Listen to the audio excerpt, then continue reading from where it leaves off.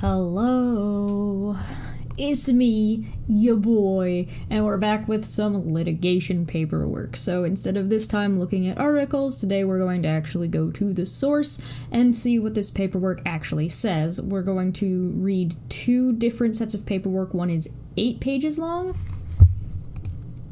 Yes, one is 8 pages long and the other is 16 pages long. So we're going to look at this one and we're going to look at this one.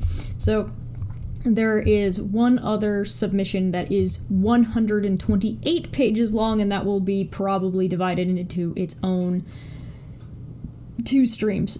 So that. I apologize, I'm a little bit tired. I was up late talking with Manya. Wink.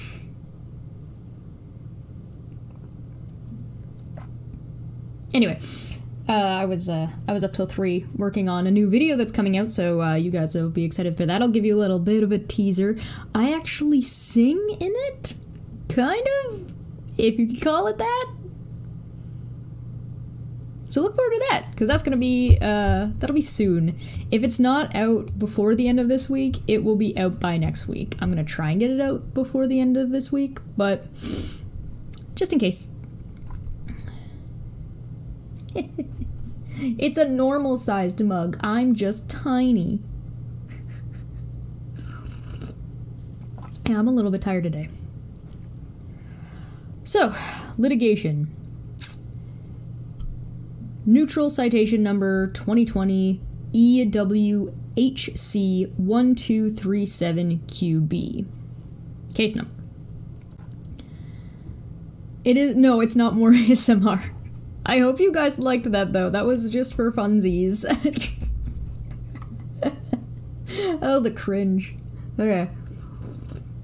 In the High Queen Court of Justice, Queen's Bench Division, Royal Courts of Justice, Strand, London, WC2, blah, blah, blah, blah. Date. I guess the date matters. Justice Nicole. Between John Christopher Depp II. Really? I didn't actually know that was his name. Claimant. News Group Newsletters Ltd. Defendant. And 2 Dan Wooten. How many takes did... Oh, so people are asking about the ASMR. So I read Fox and Socks and recorded it. I did it all in one take. There were 2 times that I had to restart. One was Bim Ben's Ben's. I had to do that twice. I flubbed it the first time and then I redid it, and then just kept going. And the last one. Through 3 cheese trees, 3 free fleas flew. While these fleas flew, freezy breeze blew. That I messed up. I flubbed the very end of that one, so I had to restart that page. But the rest I was able to do in one take. Maybe I'll do it live one day.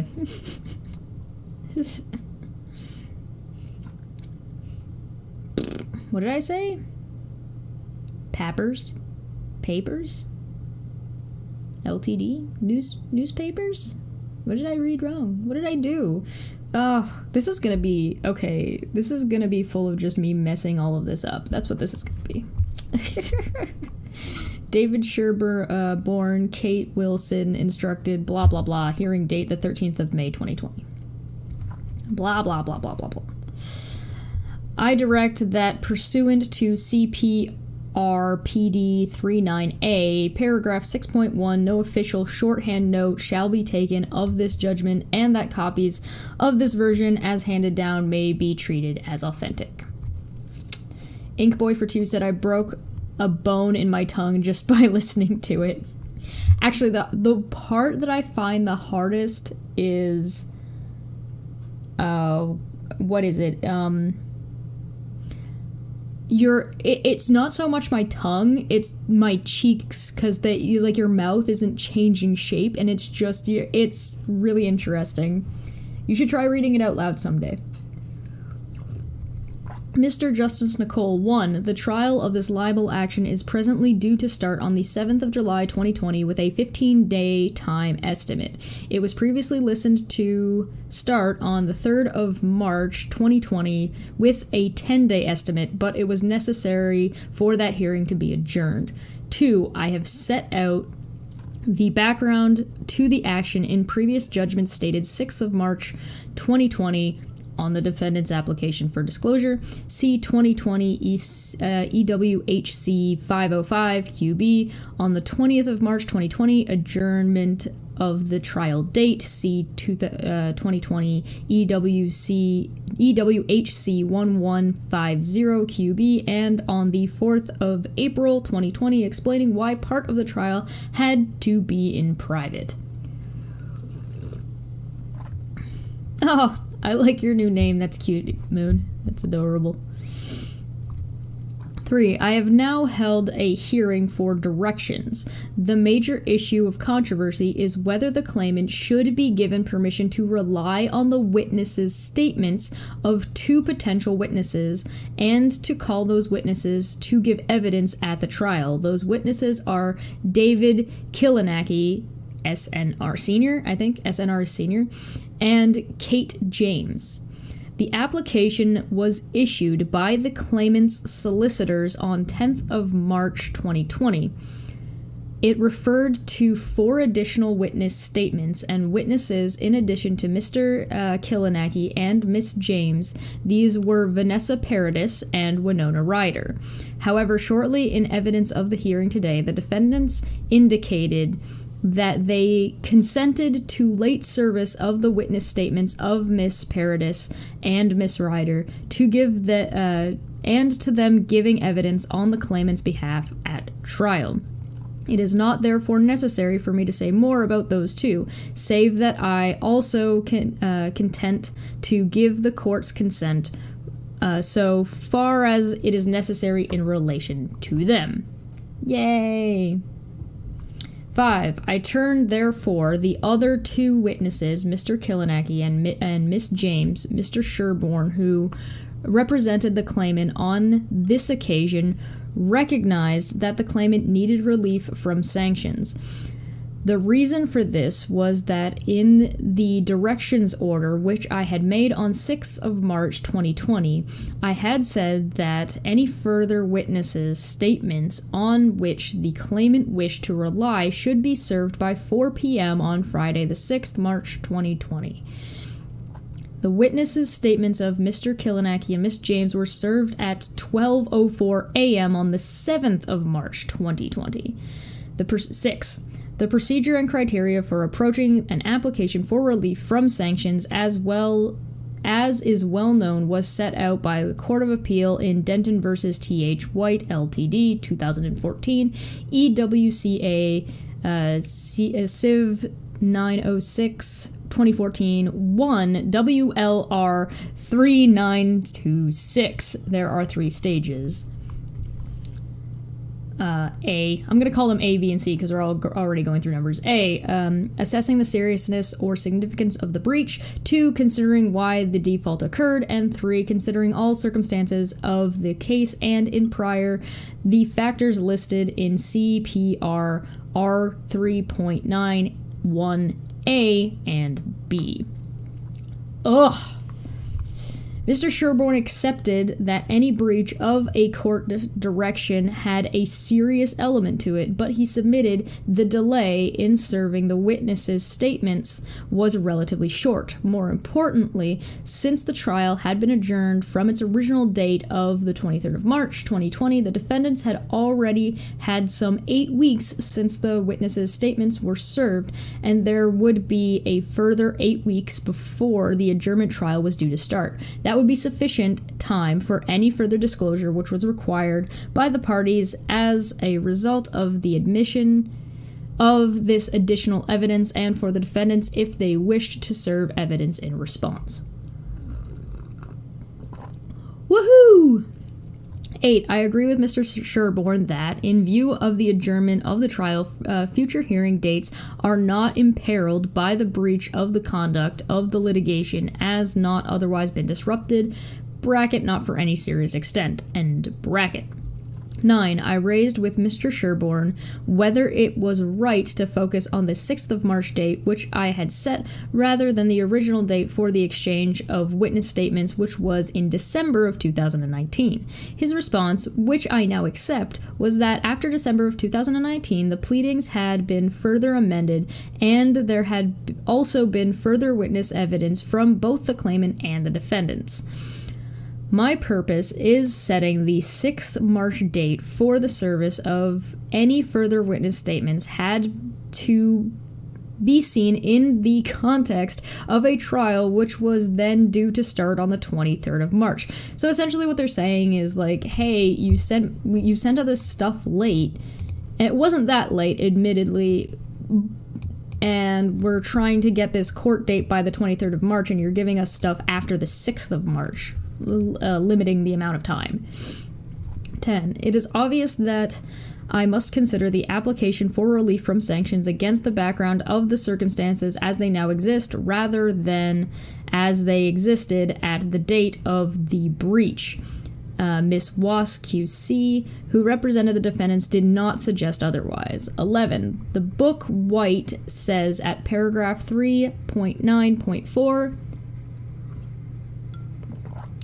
quote, if a judge concludes that a breach is not serious or significant, then relief from sanctions will usually be granted, and it will usually be unnecessary to spend much time on the second or third stages.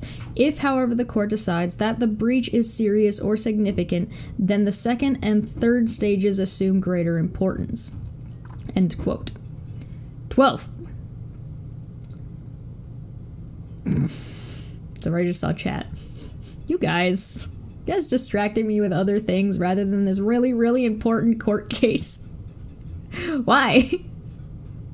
12. I note that some explanations for the delay is given by Jenny Afia of Shillings in her witness statement of the 10th of March 2020.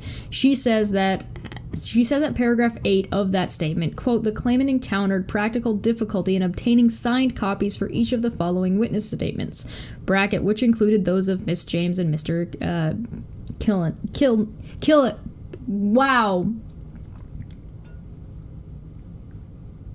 Kilaki, end bracket, due to the witnesses being in different time zones, undertaking various travel arrangements, and having their own separate work commitments. 13.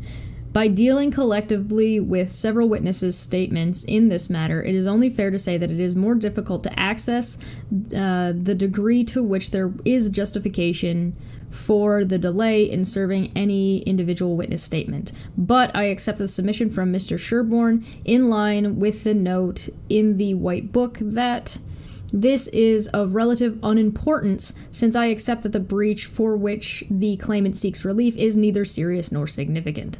14.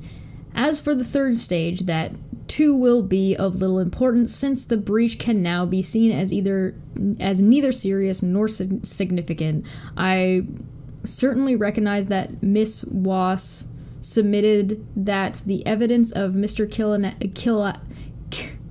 Why am I struggling with this now?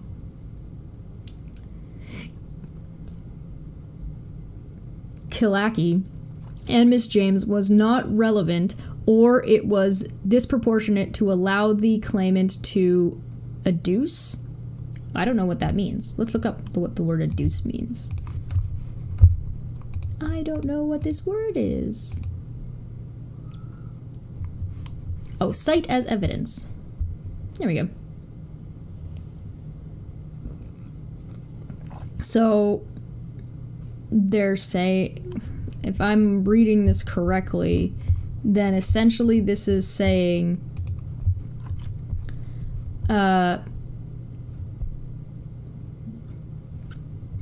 it's not relevant, or it was disproportionate to allow the claimant to use it as evidence?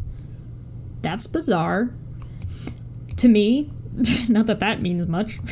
However, it is better to address those issues directly, since they would be material even if the witness statements had been served in time. And see paragraph 7 and of my directions order of 6th of March 2020.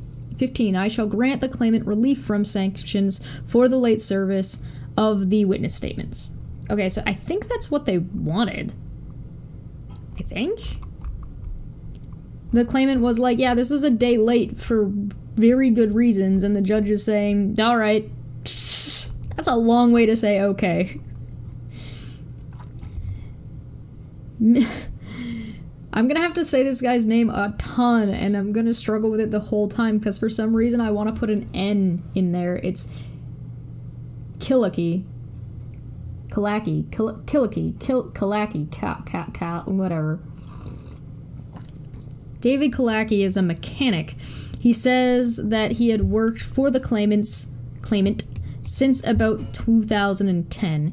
He was also involved on a TV program called Overhaulin', in which typically vintage cars were remodeled as a surprise for their owner.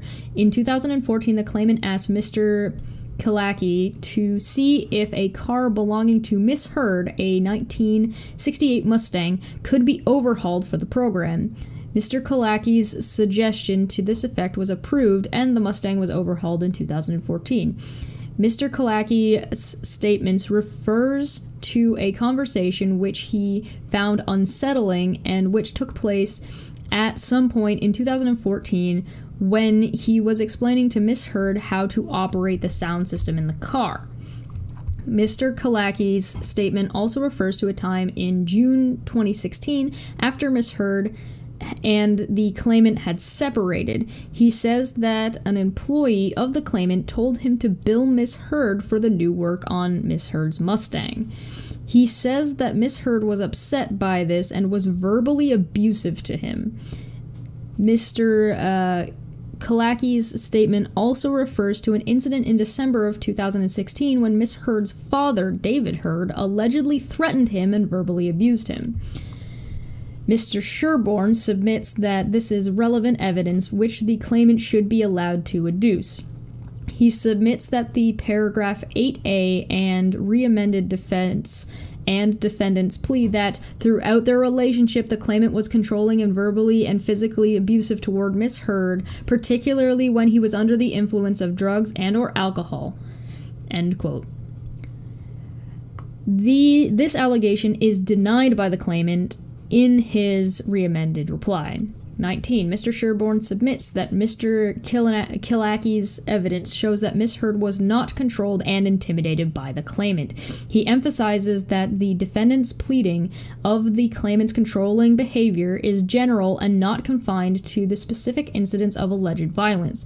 She says in her first witness statement that, quote, as our relationship progressed, I began to notice Johnny's increasingly controlling behavior, end quote. She gives an example in paragraph 31 of her first witness statement of what is said to have been the claimant's controlling behavior. She says that claimant took her Mustang car and did not return it for 3.5 years, meaning that she was dependent on his assistance for transport. Mr. Sherborne submits that the incidents which Mr. Kalaki describes do not support Miss Heard's description of herself as a controlled and intimidated woman, but also showed that Miss Heard was giving instructions for work on her Mustang less than 3.5 years after it had been taken in 2014. Wow! See, this is where we start getting into this stuff. 20. I am doubtful as to the relevance of Mr. Kalaki's evidence, but in any event, I consider that any relevance it does have is also marginal, and I will not give permission for the claimant to adduce it. Really? Really? Here's this other witness saying that that the witness testimony is incorrect via the dates. Nah, that can't come in. What? I agree with Miss West that the behavior of Miss Heard towards Mr. Kalaki says nothing of significance as to whether the claimant's behavior towards her was controlling or otherwise as she described. But it does. if she said that one of the way he was controlling was by taking her vehicle, but that is a lie, like that's not the case according to this other witness, how is that not relevant? 2. Whatever. Mr. Kalaki's statement speaks of Miss Heard giving instructions to him regarding further work on her Mustang in June 2016, but this was, as he says, after the relationship with claimant had come to an end. It may be that Miss Heard was without her Mustang for rather less than 3.5 years, as she said in her witness statement, but I do not consider that I will be greatly helped by the resolution of precisely how long that period was. But the work was being done. Her car wasn't just taken from him or from her. There was a thing going on. It's not just that simple. Oh, I can see why the people that were reporting on this and responding to this were saying that this is surprising and we don't understand why the judge would be so lenient on Amber Heard's testimony and not anybody else's testimony, especially ones that directly contradict what she was saying. Wow, that didn't really take us very long to get to that, did it? The behavior of Miss Heard's father towards Mr. Kalaki, even if it was described by the latter, is irrelevant to any issue which I have to decide. Yeah, that's fair. That I buy. It's really not. It doesn't really matter. 21. Consequently, I shall refuse the claimant permission to rely on the witness statement of Mr. Kilaki or to call him to give evidence. Kate James. 22. Miss James worked as Miss Heard's personal assistant from about March 2012 until February 2015, when she was dismissed by Miss Heard. 23. Mr. Sherborne submitted that Miss James could give relevant evidence on the following matters. She saw Miss Heard on a daily basis. Often Miss Heard was undressed or partially undressed. Miss James says that she never saw any sign of injury on Miss Heard. Mr. Sherborne submits that this would be surprising if Miss Heard was subjected to regular physical assaults, which she alleges she was subjected to by the claimant. Oh my god. Miss James was able to witness the relationship between claimant and Miss Heard. She gives a contrary account to that of Miss Heard. She did not witness him being aggressive or controlling. On the contrary, she describes the claimant as being kind.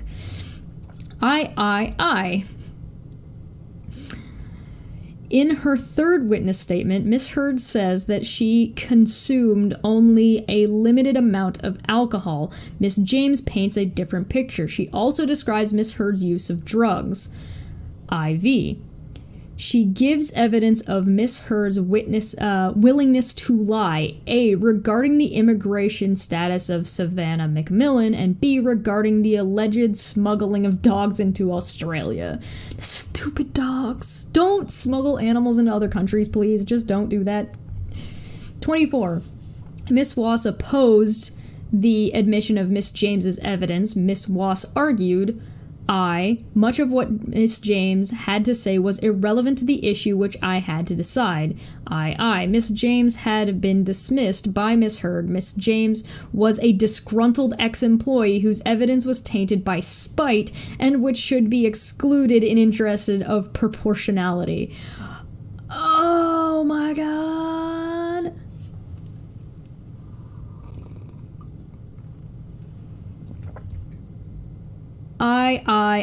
Miss James had no medical qualifications, and yet she purported to express an opinion on Miss Heard's use of the drugs Provigil and Accutane. Okay, listen, you don't need to be a medical professional if you see somebody taking, like, an excessive amount of a drug.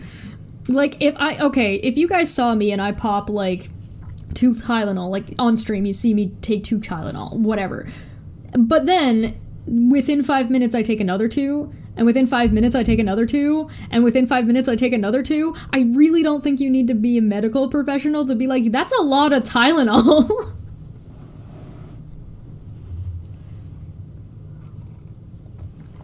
VI. The issue concerning Miss Heard's letter to the Department of Homeland Security and the alleged smuggling of dogs into Australia were conscious, and if Miss James is able to give evidence in relation to them, would lead to satellite litigation.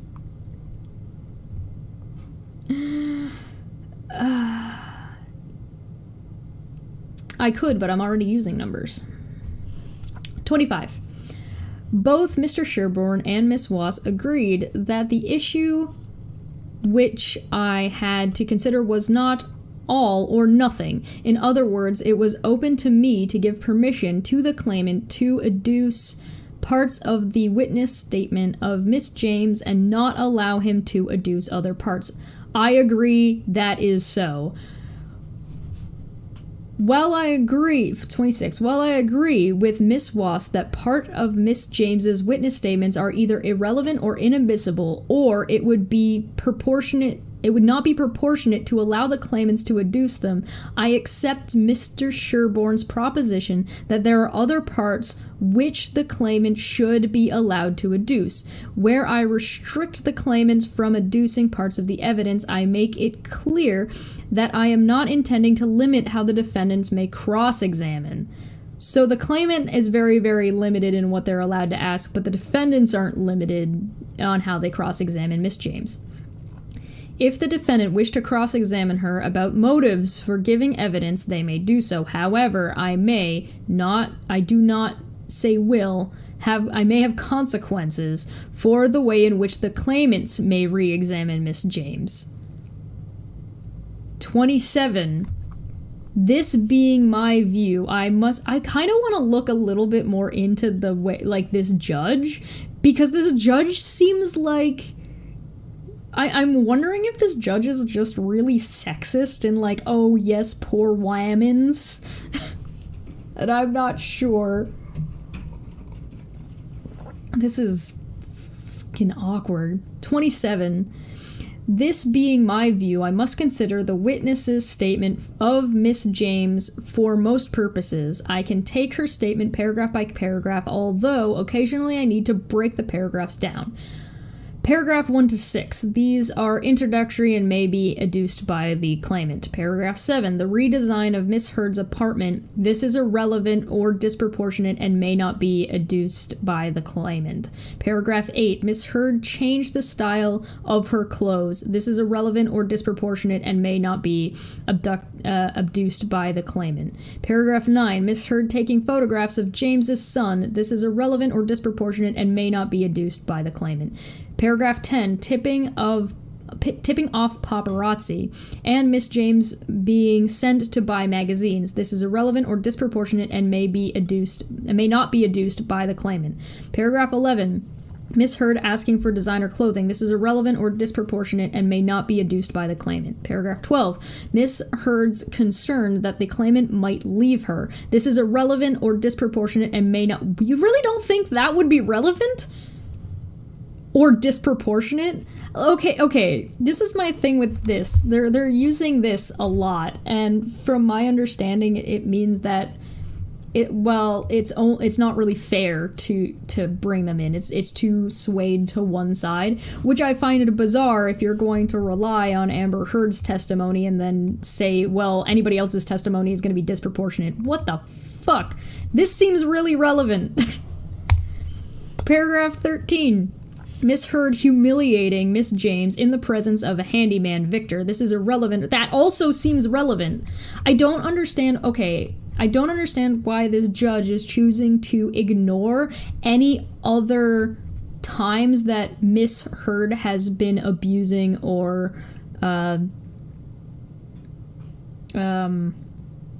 controlling, or like when she's been the aggressor in other situations, because these kinds of behaviors are habitual. So if everybody who ever knew Amber Heard was like, yeah, no, she's an aggressive bitch, And that doesn't necessarily mean that Johnny Depp wasn't abusive towards her, but it does paint a picture that this person may not necessarily be as innocent as they are claiming to be. Well, paragraph 14. Miss Heard being verbally and mentally abusive to Miss James. This is irrelevant or disproportionate. Miss Heard's use of Provigil, whatever, I don't know what this is. Miss James is not able to give expert evidence, and her evidence as to this is inadmissible. Miss James's evidence of the effect of Provigil on herself when she took half a tablet is irrelevant or disproportionate, and the paragraph not to be adduced by the claimant, so that includes pages 1 to 12 of Exhibit KJ1. Well, so her saying that, oh, well, you know, Johnny Depp flies off the handle and abuses me when he's on, he's on drugs. Well, she's the one doing lots of drugs. I'm not sure how pattern of behavior isn't relevant. Paragraph 16A. The effect of Provigil is similar to amphetamine. Miss James is not able to give expert evidence, and her evidence as to this is inadmissible and may not be adduced by claimant. Miss Heard drank vast quantities of red wine each night. In her third witness statement, Miss Heard says that in paragraph 5, quote, Johnny says I often drink more than him and that I am a regular/heavy drug user. That is not true, although of course I drank more than him during the brief periods when he was sober.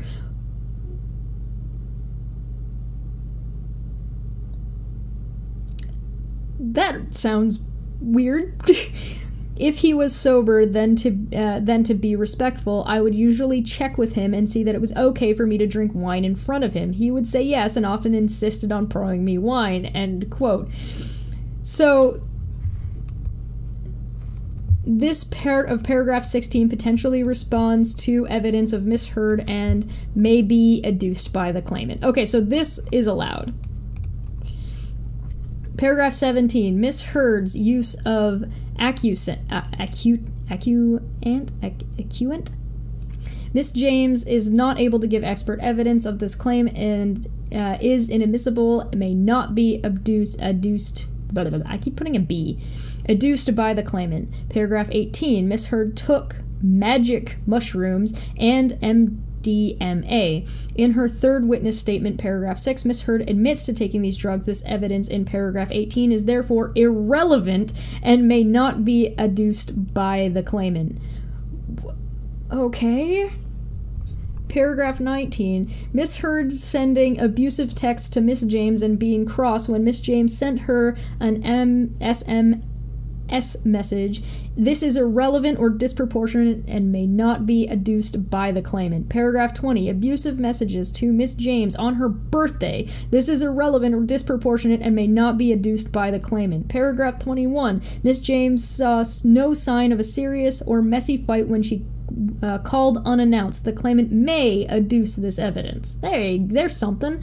Paragraph 22, Miss James never saw any sign of physical violence on either the claimant or Miss Heard. I agree that this paragraph is relevant and the claimant should be able to adduce it. Paragraph 23, Miss Heard was jealous. This is irrelevant or disproportionate and may not be adduced by the claimant. This goes for page 3 of Exhibit KJ1. I feel like that motive isn't relevant. Okay.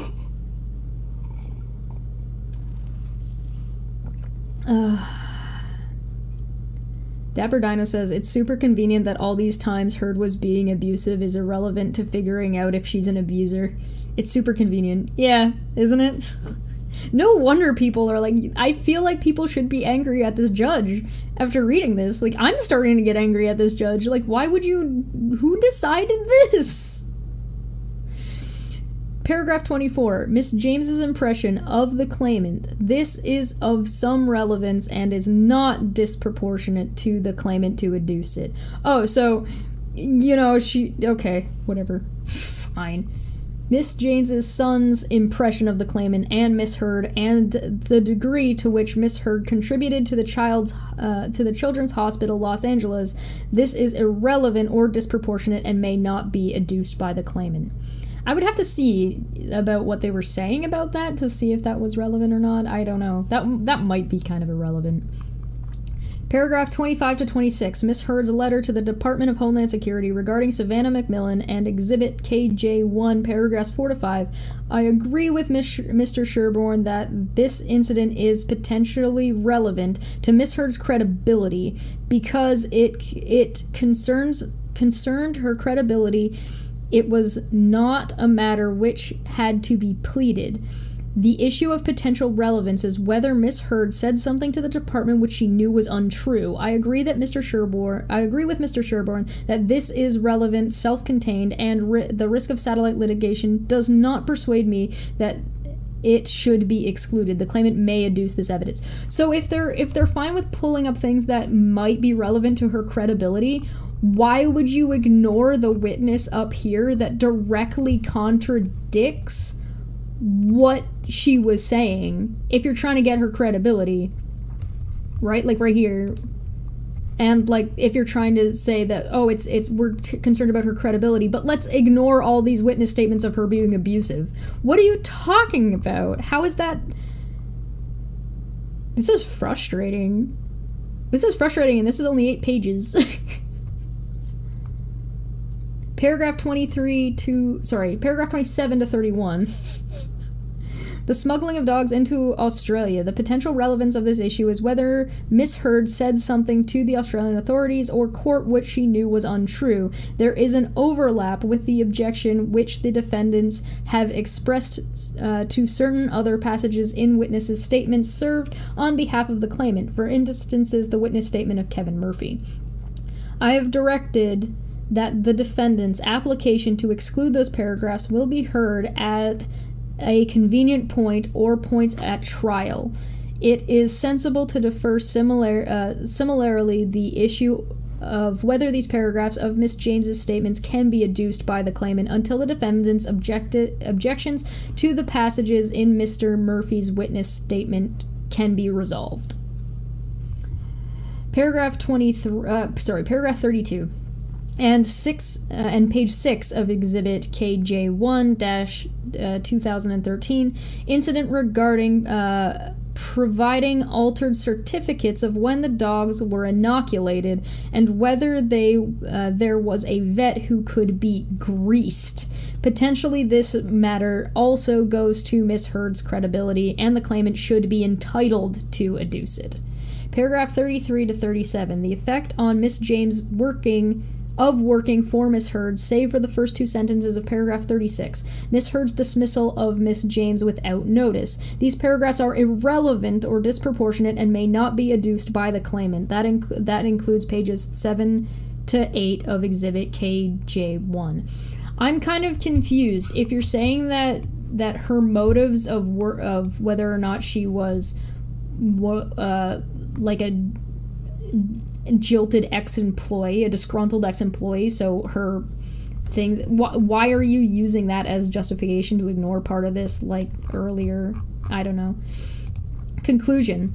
I give the claimants relief against sanctions for the late service of the witness statements of Miss James, Mr. Killicky, Miss Paradis, and Miss Ryder. I refuse to the claimant's permission to call Mr. Killicky. That seems weird to me. I give permission to the claimants to call Miss James to give evidence to the extent set out above. I otherwise refuse permission the claimants to call Miss James to give evidence otherwise as set out in her statement. And now you guys can see exactly why people were upset with this judge. You can see why the people who were writing articles that I was reading out were saying that the judge is incredibly one-sided in what they were willing to look at. So let's check this one out. This one's 16 pages. This is before we get to the big one. So 2020 EWHC 505QB, case number QB 2018-006323. Same people, approved judgment. Mr. Judge Nicole says, Justice, sorry. The claimants, I feel like I need to zoom this in a little bit. Let me just, let me do that. Hey, how's that? Is that better? That's what I'm talking about. The claimant is an actor. The first defendant is the publisher of the Sun newspaper and its associated website. The second defendant is a journalist employed by the Sun. The claimant has brought this action for libel over articles published on the website beginning on the 27th of April 2018 and in the Sun newspaper on the 28th of April 2018. The claim form was issued on the 1st of June 2018 and particulars of claim were served on the 13th of June 2018. The original defense was served on the 11th of July 2018 and the original reply was served on the 20th of July 2018. The trial is listed to start on March 23rd, 2020, with a 10-day time estimate. I had to wait 2 years? Fuck me. We thought non sequitur was long. On the 26th of February 2020, I held the pre-trial review. By consent, I gave permission to the defendants to re-amend their defense. The claimant had already prepared and served a draft re-amended reply. I made a number of other decisions at that hearing. It is not necessary to say more about them. Much of the time at the hearing was taken up with the defendant's application for disclosure. I reserve my decision on that issue, which I now determine. 3. The online article was originally published under the headline, Gone Potty, How Can J.K. Rowling Be Genuinely Happy Casting Wife-Beater Johnny Depp in the New Fantastic Beasts Film? ?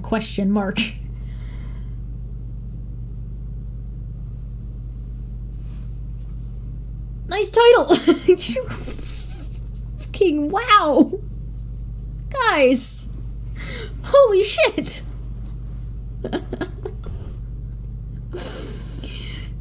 Oh god, I'm gonna.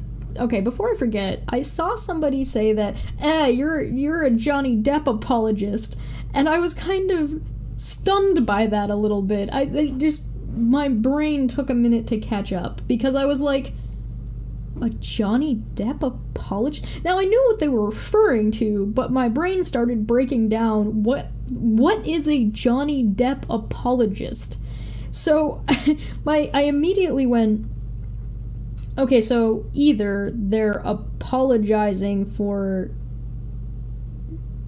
they're saying that what they're trying to say is that you're saying it's Johnny Depp's doesn't deserve whatever's happening to him because you're saying it's okay to abuse people. No, nobody's saying that I've seen. But the only things that actually make sense for what they said to me is that either you're apologizing because you're saying Johnny Depp should be able to get away with anything he is because he's Johnny Depp, or that you're saying that you're sorry that Johnny Depp.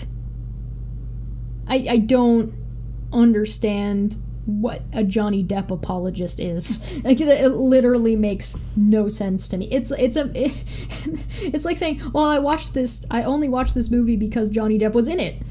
Well, I mean, that's okay. Is that what a Johnny Depp apologist is? I don't know. What the hell do I know? I know none of these things. Uno momento, por favor.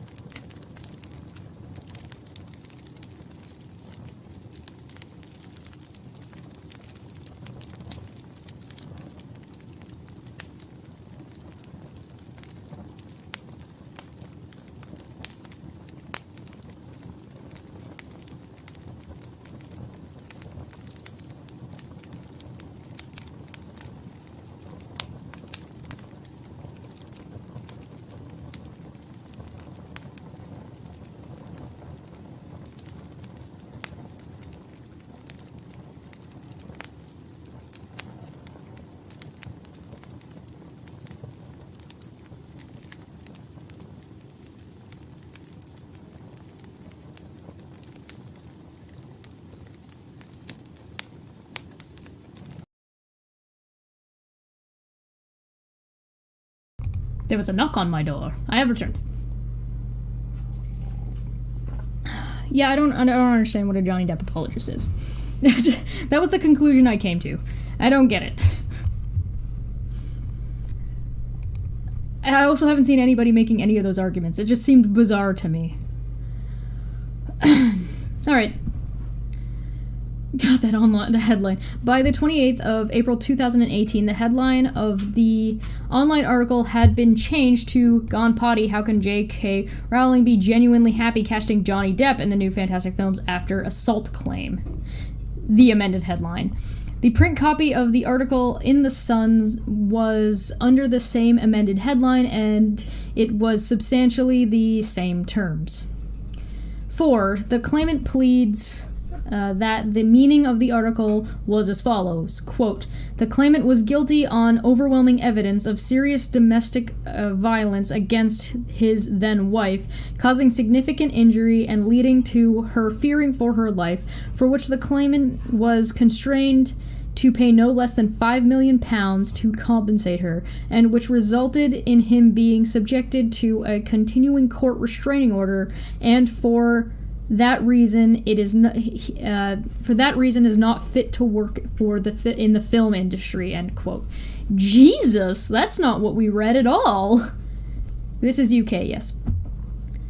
It is clear from the articles that the claimant's then-wife is as reference to Amber Heard, who is herself an actor who was married to the claimant between 2015 and 2017.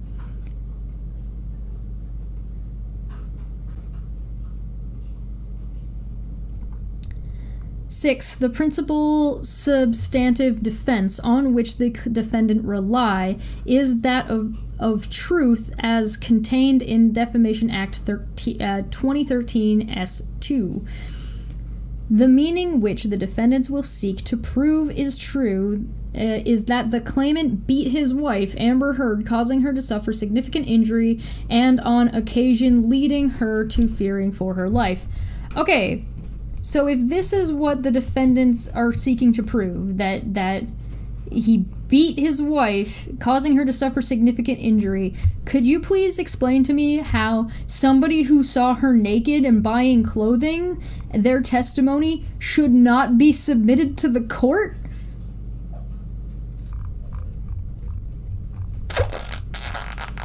Okay. This defense was pleaded in the original defense on July 2018, although the number of incidents of violence on which the defendants relied was then much fewer. The amended defense was filed and served on the 21st of June 2019.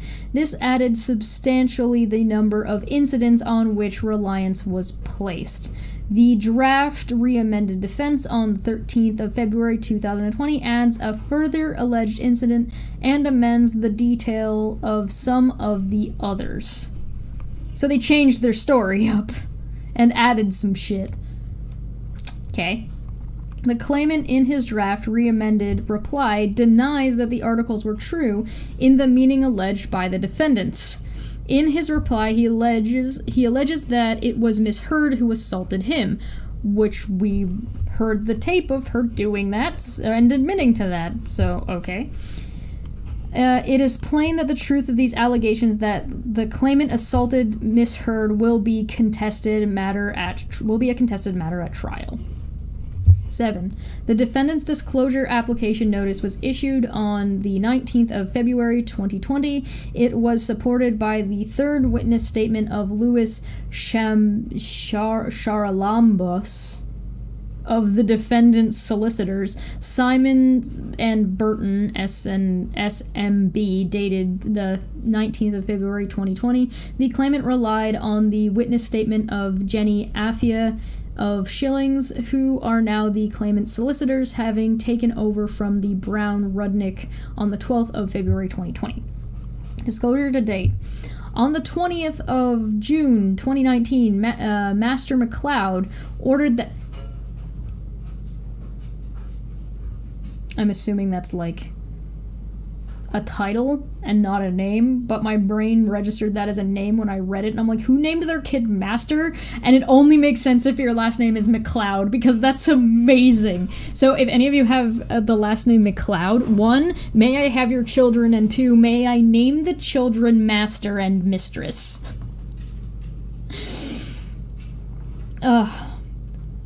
Order that there be standard disclosure by exchange of lists by the 6th of September 2019. Requests for inspection were to be made within 7 days of service of the list and compiled by 7 days thereafter. Master McLeod's order was extended by agreement to the 13th of September 2019.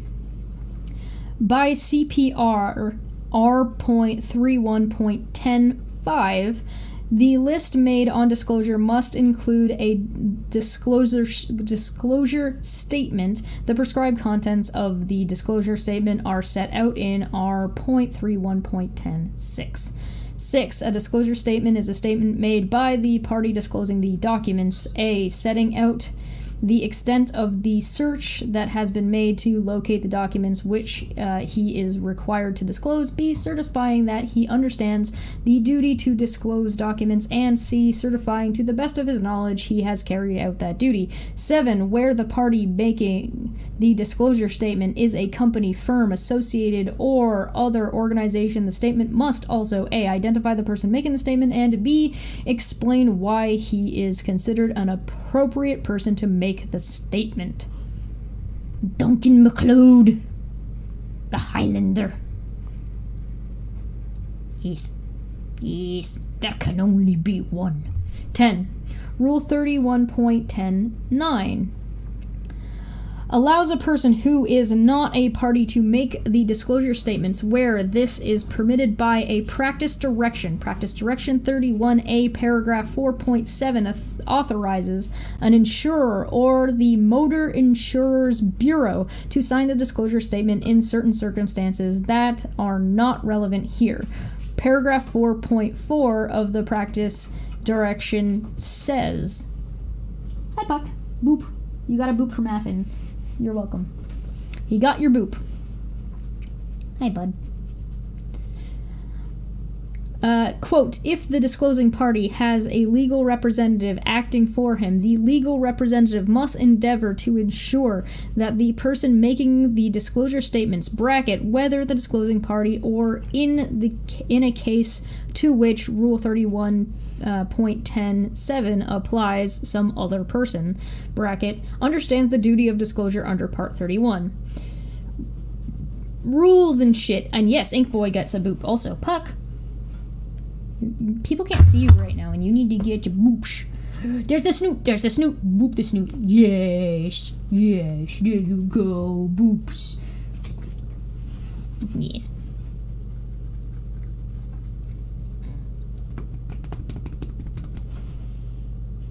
Yes.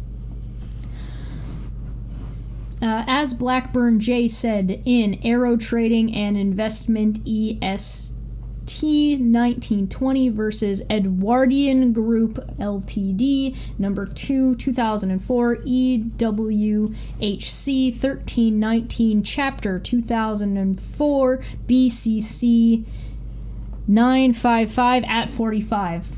Can you get a longer name? Yes, you can.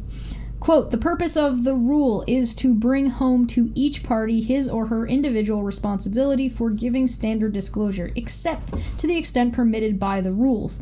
It requires the party himself to make the disclosure statement. This clearly has not happened. The petitioners are entitled to complain that it has not. It is not a mere technicality. End quote. 12. It is the claimant who was obligated by the order of Mr. McLeod to give disclosure. Accordingly, it was he who was required to make the disclosure statement. However, the disclosure statement which accompanied the claimant's list on the 13th of September 2019 was not signed by the claimant, Mr. Depp.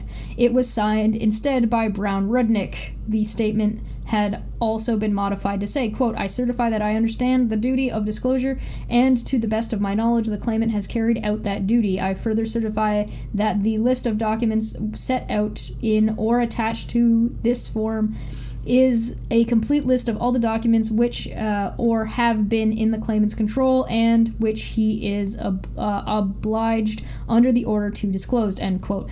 So the lawyer signed off on the paperwork. That's standard over here, but maybe over in the UK it's not. SMB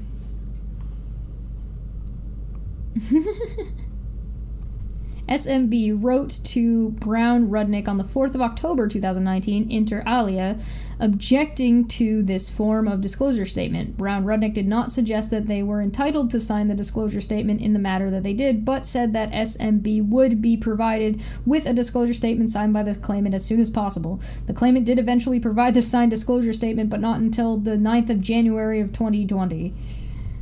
Yeah, that's shitty. It sounds like the lawyer fucked up, which is why he got a new lawyer. The disclosure which the claimant did provide on the 13th of September included a spreadsheet said to contain about 400 text messages. When the spreadsheet was examined by SMB, it was also found to contain approximately 70,000 further messages. In their letter of the 4th of October 2019, SMB said that these had been examined to ascertain whether they had been included in an obvious mistake. They had concluded that some were because they related to a business dispute with another party. Brown Rudnick were asked to confirm the position. That evening, in a follow-up letter on the 7th of October 2019, Brown Rudnick confirmed that the additional text messages had been included by mistake and asked SMB to delete them. Brown Rudnick said that some of the wrongly disclosed messages were protected by legal professional privilege and they were unhappy with SMB's approach, but there is no further application for me to consider in relation to that particular matter. The claimants made supplemental disclosure on the 6th of November, the 23rd of December 2019, and the 13th, 24th, 29th, and 30th of January 2020, and on the 3rd and the 20th of February 2020. The defendants gave supplemental disclosure on the 14th of February 2020. There were other complaints about the claimant's disclosure process, but so far as relevant, I can address these below. Defendant's application for disclosure 16. It is convenient to consider this category by category. Before doing so, it is relevant to note that there are other relevant proceedings in the U.S. First, Ms. Heard initiated divorce proceedings against Mr. Depp in May of 2016 in Los Angeles, the divorce proceedings. Second, I was told that Mr. Depp had also brought defamation proceedings against Ms. Heard. These appear to have been prompted by an article in the Washington Post, which we talked about, the U.S. defamation proceedings. But the U.S. defamation proceedings were against Ms. Heard, not the newspaper. I was told that the U.S. defamation proceedings were ongoing. The trial of the U.S. defamation action might be in August or September of 2020. Audio recordings of conversations between claimant and Ms. Heard. Mr. Charalambios. What a fantastic name. It sounds so important. A partner in SMB received an email on the 5th of February 2020 from Adam Waldman. Mr. Waldman is a U.S. lawyer in the Endeavor Partnership and is one of Mr. Depp's lawyers in the U.S. His email said, "It's Adam Waldman writing. When we last met, you said, quote, Amber Heard would have to be gone girl for her abuse allegations to be false. One audio tape alone, plus frankly a mountain of other evidence, has shown her to be so. There are more tapes to come. I assume you were blindsided by these tapes, which Miss Heard had admitted she possessed because she didn't provide them to you. If you would like to discuss a way out of the morass of your client, please call me," and phone number was added. Oh my god! You mean she had information that she didn't tell her lawyers that she had, and then other lawyers had that information? So the one lawyer emailed the other lawyer saying, hey, it seems like you didn't know about this, so let me know if you need some help. That's funny. Schillings initially suggested that, as an offer to compromise, Mr. Waldman's email was a form of without prejudice correspondence, but any argument that it is therefore inadmissible and has not been pursued. Mr. Charalambous says that the reference to an audio tape recording was to a tape which had been provided to the U.S. publisher of Mail Online and which had formed the basis for an article on its website on the 31st of January 2020 under the headline, quote, exclusive, I can't promise I won't get physical again, and I get so mad I lose it, end quote. Listen as Amber Heard admits to hitting ex-Johnny Depp and pelting him with pots, pans, and vases in explosive audio confession, end quote. According to the article, we listened to one of them. There are more, which I linked in the first video description. I don't think I linked it in the second one. Let me go grab it again, so if you guys actually want to listen to the audio that's gone out, you can do that on your own time, because I don't want to play this guy's, this creator's videos live, so if you guys want, you guys can check that out. Let me just pull that up. I'll link it in the chat. Here we go. Thank you. Here you guys go. If you guys want to listen to some of the audio things that have been put out there, that's where to find those. Okay. According to the article, the recording was of a 2-hour therapy session recorded consensually on Heard's phone. That same day that Mr. Charalambous was emailed by Mr. Waldman, the 5th of February 2020, a second article appeared in Mail Online under the headline, exclusive, see how many people believe you, end quote. Listen as Amber Heard scoffs at Johnny Depp for claiming he's a domestic violence victim, suggesting a court would take her side because she's a slender woman in explosive audio. I don't know why you would need any more than that. This article said that it was based on recordings of conversation between the claimant and Miss Heard. Mr. Charalambous, in his witness statement, submitted that these audio recordings had not been included in the claimant's disclosure until very recently, but should have been. He believes that it is the claimant who has been responsible for leaking the tapes to Mail Online, and furthermore, there may be more such tapes which would be relevant to the issue in the present claim. Okay, so the Amber Heard's lawyer is saying that Johnny Depp has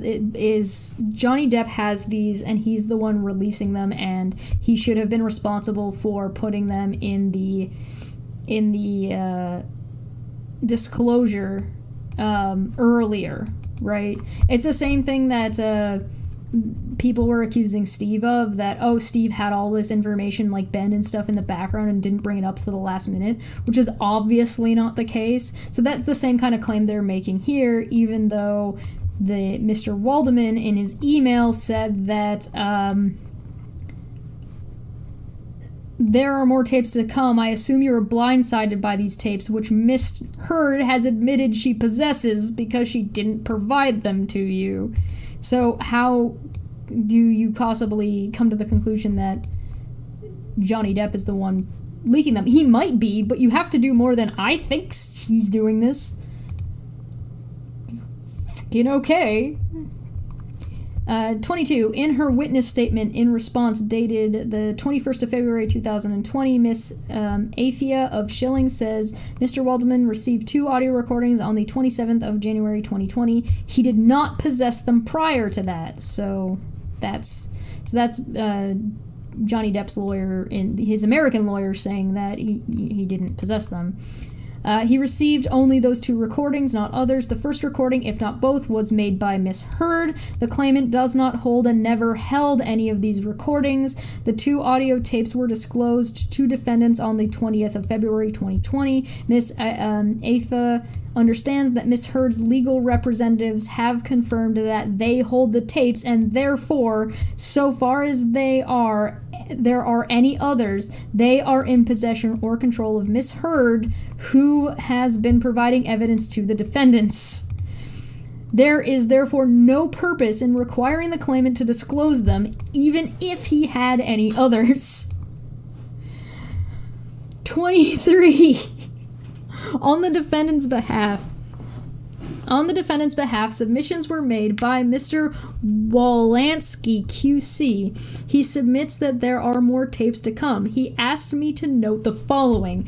The first article in the mail referred to a series of taped conversations. Later in the article it says, it was understood there are several more tapes out there, each promising further bombshells, and as the former lovers trade blood-curdling allegations of domestic abuse in a civil defamation case brought last year by Depp. Still later, in the first article, it says, quote, Amber Heard recorded multiple conversations between her and Johnny Depp. Depp's attorney, Adam Waldman, told DailyMail.com in statement, quote, the tapes containing Amber Heard's chilling confessions of violence further expose and destroy her abuse hoax, end quote. Ooh, that's savage. That's savage, and that's coming from Johnny Depp's lawyer. Like, oh my god. Okay, so Crazy is saying that it seems open and shut at this point. Keep in mind, the case that I'm reading right now, Johnny Depp lost this case. He's looking to appeal it right now, and if you go back and listen to the first half of this, a lot of stuff was made inadmissible by the judge. Later in the second article, the second article said, quote, It's understood that she, Amber Heard, and Depp routinely recorded conversations consensually during the breakdown of their marriage, paving the way for yet more bombshell recordings to emerge, end quote. Later in the second article, it was said that the tape had been provided to Miss Heard's legal team, suggesting Mr. Wolanski submitted that it had been unnecessary for the people to supply Mr. Waldman with the tape because he was their source. Miss Afia's witness statement needs to be read carefully, for it limits subparagraphs 1, 2, and 3 in paragraph 22 above concern Mr. Waldman. We are told that he received the recordings on the 27th of January 2020, and he did not have those recordings prior to that date. We are not told whether he has received any subsequently. Subparagraph 5 is referring to the claimant. We are told he does not hold and never held any of these recordings. Mr. Wolanski asks me to note that these recordings refer to the 2 audio tapes which have been disclosed. Miss Aifa's witness statement is silent as to whether the claimant, as opposed to Mr. Waldman, has any further tapes. There is no witness statement from the claimant himself on this topic. Miss Aifa's exhibits Schilling's third letter to SMB of 20th of February 2020, in which Schilling says, quote, for the avoidance of doubt, our client does not have, bracket, and has never had, end bracket, the 2 tapes in his personal possession. The reference to personal possession must be Mr. Wolanski submits a contrast to documents which are within his control and to which the duty of disclosure extends. See CPR Rule 31.8. So there is a further gap in the evidence from the claimant as to whether other tapes may be within the claimant's control, if not in his personal possession. Okay, I guess. So, Dapper Dino says Amber Heard should be made to give him what he'd make for the next movie he was going to be in. That's the damages minimum. Okay, the issue is that the damages extend far further than not being in Fantastic Beasts 3. Because he's not working with Disney and Pirates of the Caribbean anymore because of this, and there's, like, any future things. Keep in mind that his reputation is fucked for now, and she's been mocking that. So the thing that the backlash from the Me Too movement should be going toward Amber Heard, right? She admitted to abusing this person, and false allegations for Me Too are just as problematic as people not believing victims, because right now we've got a whole lot of people not believing the victim here, because the victim seems to be, according to this litigation that I'm reading so far, is Johnny Depp. But, he's not a whammons. Ugh. Miss Aifa's reference to Miss Heard having access to the tapes is nothing to the point. Why would that be nothing? Well, she had provided a witness statement which the defendants have served. She is not a party to the litigation. Accordingly, she does not, but the claimant does have disclosure duties. What? How would that be irrelevant? What? Okay. Mr. Sherborne, who made submissions regarding disclosure on the claimant's behalf, argued the 2 tapes referred to in the online mail articles had been disclosed. Whether or not there were other tapes out there was immaterial. The defendants had to show reasonable grounds for believing that the claimant had them in his control. The defendants could not do so. Nowhere on the tapes that have been found does the claimant admit to hitting Miss Heard. In addition, disclosure except Miss Heard admits to hitting the claimant. In addition, disclosure would only be ordered if it was necessary in the particular case. See, for instance, White Book 2019, paragraph 31.0.1. The overriding objective in CPR Rule 1.1 also requires the court to consider the proportionate cost of any case management direction. Since the defendants could get these tapes, if such exist, from their witness, Miss Heard, it is neither necessary nor proportionate to require the claimant to disclose them. In any case, the draft order is far too wide since it seeks disclosure for all recordings which include the voice of Amber Heard, whether or not they also include the voice of the claimant, and irrespective of the topic on which she is speaking. 25. I agree with Mr. Wolanski that the claimant should be required to make some further disclosure in relation to the tapes. So, okay, here the Mr. Sherborne submitted that, according to the rule, if Miss Heard had the recordings, it doesn't make any sense for the claimant to have to disclose them. And then the judge decides to be like, nah, bro, claimant should be required to make some further disclosure in relation to the audio tapes. Why would Miss Heard not give her lawyer that info? Oh my, I hate everything about this. I agree with him that it is relevant that the articles on the online mail speak of tapes, and in the plural, as a series of conversations, that since that gives grounds to believe that what has so far been disclosed may not be the entirety of the relevant tapes which exist. Mr. Sherborne is of course right that it is insufficient for the defendant to show that there are grounds to believe that there are other tapes out there.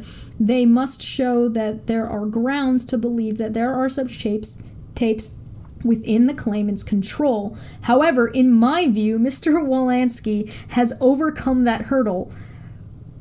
What? After all, the recordings were in part apparently of conversation between claimant and Miss Heard. It was also Mr. Waldman, the claimant's American lawyer, or one of them, who came into possession of the 2 tapes. I am also persuaded by Mr. Wolanski's submission that the evidence on the claimant's behalf on the claimant's behalf does not satisfactorily address the matter. I think this judge is full of shit. That's my opinion. I also agree with Mr. Wolanski that It is nothing to the point that the defendants may have, through Miss Heard, an alternate route to obtain these tapes. She is not a party to this litigation. How? Okay? And cannot be compelled to provide them. The claimant... Oh, no, I get... No. Okay, so this is... No, she isn't. That's correct. She is not a claimant to this party. Or she's not a party to this litigation because this is between the Johnny Depp and the newspaper, and the Sun. So yeah, Amber Heard would not be required to get that information, except if the Sun is... Here's the problem. If the Sun is going to claim that Johnny Depp is a wife beater and these tapes exist, then it's on them to say that they've already done the research to back that up, which would include reasonably speaking to Miss Heard or having some access to some information that demonstrates that he did that, and they don't. And so they're like, yeah, but Miss Heard wouldn't have had to provide that to us. And the judge is like, yeah, no, she wouldn't. Yeah, but you probably should have Googled it if you're going to write that kind of an article. That's such an irresponsible thing to do. Okay. Yeah, I think this, this judge is infuriating. Imagine being a judge, supposedly having integrity for the law, and siding with a tabloid article that's writing, like, slush pieces and, like slap pieces on people. Oh my god. Okay. Where was I? I also agree with Mr. Walensky that it is nothing to the point that the defendants may have, through Miss Heard, an alternate route to obtain these tapes. She is not a party to this litigation and cannot be compelled to provide them. The claimant is a party to the litigation, and in accordance with the order of Master McLeod, it is his duty to provide disclosure. They provided disclosure when they had the tapes. They did that, though. And Mr. Walensky was inclined to agree in reply. The order as presently drafted is too wide. It cannot extend beyond tapes which are germane to the issues in the case. Mr. Sherborne is right. This judge keeps saying Mr. Sherborne is right, but Mr. Sherborne is right, but I'm siding with Mr. Walensky. This is gross. Mr. Sherborne is right, and right that the draft order would require the claimant to disclose tapes whether or not that was the case, but this could be addressed by inserting to paragraph 1A of the draft order wording on the line of, quote, so far as required by CPR Rule .31.6. I also do not see the justification for subparagraph B by the draft order, quote, stating when the recording came into existence and by what means they came into existence, end quote, nor for subparagraph C, stating when the client first came into possession or control of the recordings, end quote. How can he submit something if he didn't have it, though? The duties on standard disclosure include the duty to disclose documents on which the party making disclosure relies. Okay, but they didn't have it during that first... That's what they said. They have witnesses saying, hey, we didn't have this. We came into possession here. The other guy emailed and said, there's these tapes. I guess you didn't know about them, but here you go. God.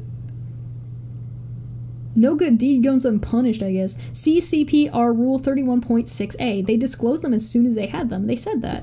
So it is no complete answer that the tapes which Mr. Waldeman obtained assist the client's case rather than the defendant's. Well, I mean, now of course it does.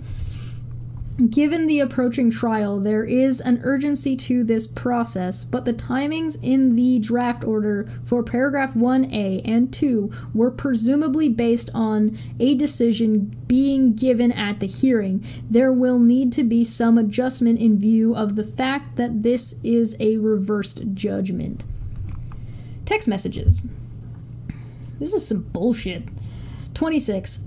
This part of the draft order, in summary, would require the claimants personally to make a witness statement describing the steps which he has taken to search for text messages in the period of the 1st January 2012 to the 31st of May 2016, whether to or from misheard or third parties, stating whether any text messages have been deleted and whether all text messages found have been passed to Schillings. The draft over would then require Schillings to review the text messages which claimant provides and disclose to the defendants those text messages which fall under Rule 31.6 and which have not so far been disclosed. Mr. Wolanski submitted that such an order was necessary and appropriate, having regard to 1. What was said to be the claimant's limited personal involvement with the disclosure process so far, 2, that Brown Rudnick had failed to disclose relevant text messages, and 3, some text messages were referred to in the pleadings and which the claimant had admitted existed but had not been disclosed. For the first proportion, Mr. Wolanski referred me to the history of disclosure date, see above. For the second proposition, Mr. Wolanski said that the defendants had been able to compare what had been disclosed intentionally, which was a spreadsheet of some 300 to 400 text messages, which the advertent disclosure of some 70,000 further messages. Among the latter had been the following: a text message from the claimant to his friend Paul Bentley on November 6, 2013, saying, "Let's burn Amber." Another text message from the claimant to Mr. Bettany on the 6th of November 2013 saying, "Let's drown her before we burn her. I'll fuck her burnt corpse afterwards to make sure she's dead." Third, another text from the claimant to Mr. Benty on the 30th of May 2014 saying, quote, "I'm gonna properly stop the booze thing, darling, ... Drank all night before I picked Amber up to fly to LA this past Sunday, ... Ugly mate, ... No food for days, ... Powders, ... Half a bottle of whiskey, and 1,000 Red Bull and vodkas, pills, 2 bottles of champers on plane. And what do you get? ... An aggro, I don't know how to pronounce that, in a fucking blackout screaming obscenities and insulting any fuck who gets near ... I'm done. I'm admittedly too fucked in the head to spray my rage at the one I love for ... For little reason as well. I'm too old to be that guy, but pills are fine." Yeah, that doesn't look good, to be fair.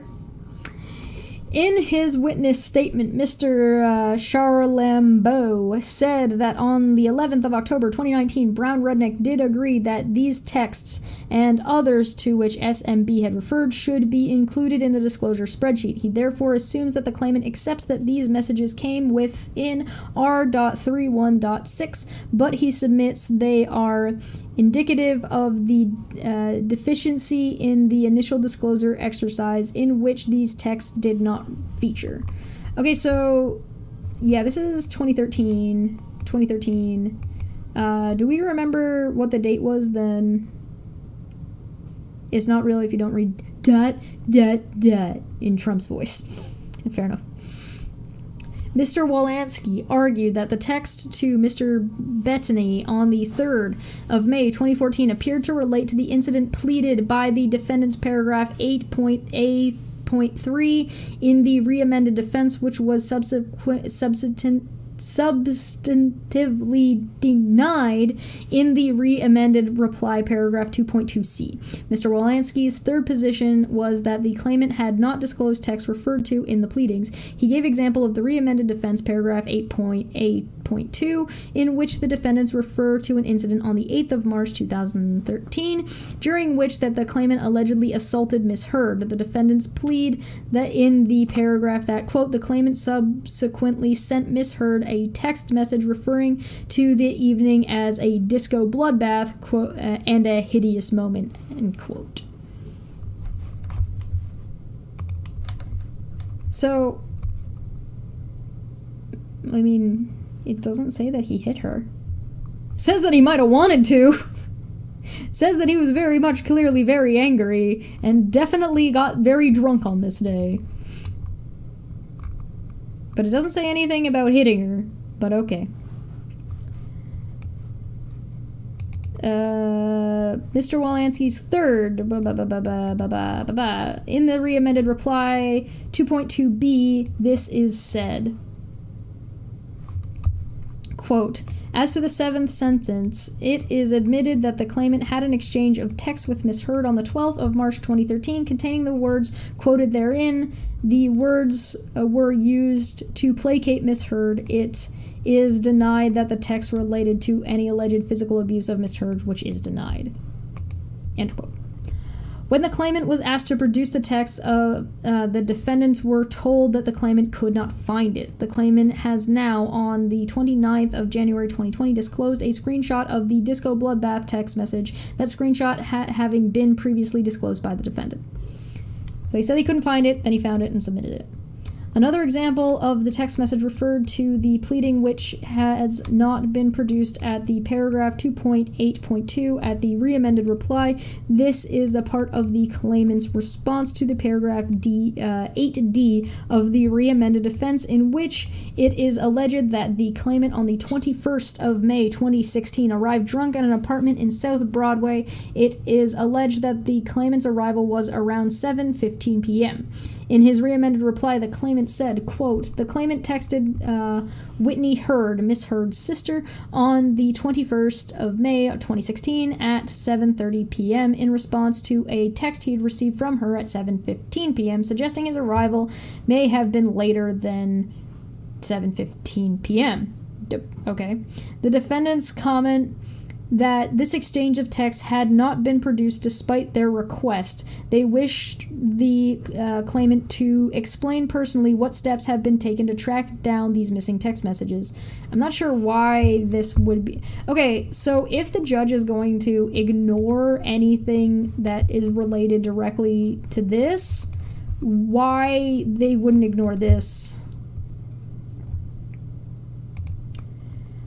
Mr. Sherborne responds to the claimant and his legal team have done their best to investigate the missing text. They have explained the inquiries which they have conducted, and Mr. Sherborne asks rhetorically what more could be done. Further searches would not be proportionate or reasonable. In her witness statement, Miss Afia and Mr. Sherborne, in his skeleton argument, also alleged that the defendant's disclosure had been deficient. There is, though no application for specific disclosure made by the claimant against the defendant, and the merits of the defendant's application to be judged on its own terms. My conclusion on the missing texts part of the defendant's disclosure application are as follows. 1. I respectfully echo and endorse what Blackburn J. said about the importance of disclosure statement and the need for it to be signed and made by the litigant himself or herself, if an individual and if the qualification of the patient's direction does not apply. Brown-Rudwick was not entitled to amend and make the disclosure statement in the way that they did in September of 2019. However, the claimant has now provided a disclosure statement on the 9th of January 2020. Mr. Sherborne did not seek to dispute that three texts from the claimant to Paul Benty should have been disclosed, or that the defendants were wrong to infer that Brown-Rudnick had accepted that they were disclosable. It is not therefore necessary for me to express a view, but I can well understand why the claimant did not challenge Mr. Wolski on the issue. I was unimpressed with Mr. Wolski's reliance on texts which had been mentioned in the pleadings but not produced on request. CPR Rule 31.14A1A provides that, quote, a party may inspect a document mentioned in a statement of cause. B, but as Gross LJ and in National Crime Agency versus Abacha, 2016 EWCA Civ 760 at 30, the test of proportionately still applied, and, quote, in determining the issue of proportionality, proportionality, sorry. A court would very likely have regard to whether inspection of the document was necessary to the fair disposal of the application or action. C. The words used in the text mentioned in paragraph 8.A2 of the reamended defense are admitted. The claimant in the reamended reply alleges that they were used for a particular purpose. He can no doubt give evidence about his purpose at trial, but since the wording of the text is admitted, the resolution of that issue is not going to be assisted by production of the text itself.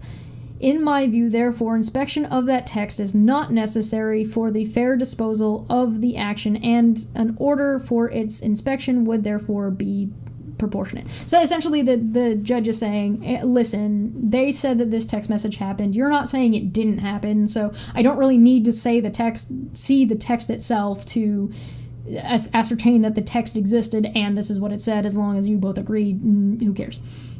That is independent of the claimant's apparent inability to find the text. That's fair. E. The text in paragraph 2.8.2 of the reamended reply appears to concern the precise time of claimant's arrival at the apartment in South Broadway. That seems to me a relatively minor matter in this action. Thus, quite apart from the claimant's apparent inability to find the text, I would have regarded it as disproportionate to order an inspection of it. Minor and doesn't really matter. F. I shall not therefore order any further inspection or disclosure regarding the missing text messages. Papers from the Depp-Heard divorce proceedings. Depp versus Heard BD 641052. How far are we into this? Tell me. We're at 11 out of 16. We're almost there. 39. Mr. Wolanski submits that the U.S. divorce proceedings also raised issues concerning the claimant's alleged abuse of Miss Heard. The papers from those proceedings should therefore also have been reviewed to see whether they include any documents which should be listed as part of the disclosure process in this litigation. Okay, listen, I'm going to call bullshit on that. And I'm going to call bullshit for two main reasons. One, the Sun was supposedly reporting on their relationship and report, like, saying what had happened. If they didn't get that documentation, or didn't during litigation get that documentation, provided it's available, then I really don't think it's Johnny Depp's job to be like, yeah, here's my divorce paperwork, cough. Like, this seems bizarre to me, but maybe I just don't understand UK law very well. On the 13th of January, 2020, Brown Rudnick told SMB, quote, there was no discovery and production of these documents in our client's divorce proceedings, end quote. Mr. Charlambus says that is incorrect. He has produced the exhibit list supplied by Miss Heard in those proceedings. The list is dated 15th and 16th of August 2016. Mr. Wolanski submits that it is to be inferred that the claimant must likewise have provided a similar exhibit list, and Mr. Charlambus says that the claimant filed his list on the 8th of August 2016. In event, the claimant would have received documents from Miss Heard. Mr. Wolanski gives an example in paragraph 8.A.5 of the draft re-amended defense of the defendant rely on an incident in or around the 17th of August 2014 when it is said that the claimants and Miss Heard traveled to the Bahamas to try to help reduce his dependency on prescription painkillers and other drugs. The defendants plead that during the trip, the claimant had several manic episodes in the course of which he assaulted Miss Heard.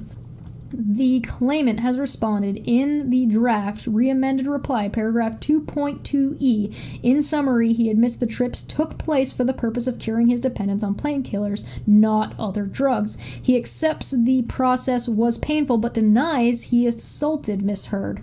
Further text messages between Miss Heard and Debbie were disclosed by the claimant on the 27th of January 2020. These messages include a message from Miss Heard to Debbie. Quote, he's manic, full on flipping out, says he wants to quit, give up, not to call you guys, etc. I just gave him the rest of the meds just now. Eesh.